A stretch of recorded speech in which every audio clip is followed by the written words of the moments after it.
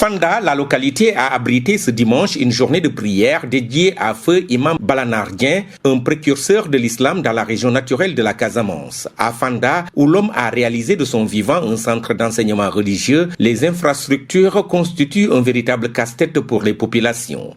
Stoïque, Fanda, comme les foyers religieux de la partie sud du pays, attend toujours son statut de cité religieuse digne de son rang. L'appel que nous lançons à l'État, c'est la référence de Maître Balanardien. C'est une référence pour le Sénégal, par cet homme.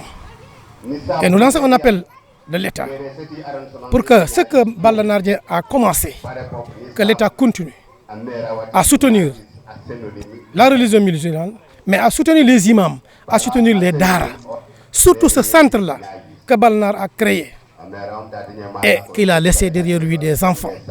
La journée nationale de prière dédiée à cet érudit de l'islam a vu ce dimanche la présence de plusieurs autorités, des notabilités religieuses, des fidèles musulmans venus des localités où le Saint-Homme a installé des daras. Avec en bandoulière le slogan « Un imam, un projet », le Saint-Homme Balanardien en visionnaire s'était déjà lancé dans l'apprentissage de métiers dans ce centre d'accueil qui mérite une attention particulière de l'État du Sénégal, selon Imam Mohamedou Diallo, président des imams oulémas et notable de l'arrondissement de Niaguis. Vraiment, nous demandons que vraiment l'État continue. Après l'appui, mais que l'État continue l'élan que le président Balanardien avait. Il avait dans ses idées, dans sa vision, un imam, un projet. Pas un imam, un commandeur. Voilà pourquoi, dans le centre, il a créé tout ça.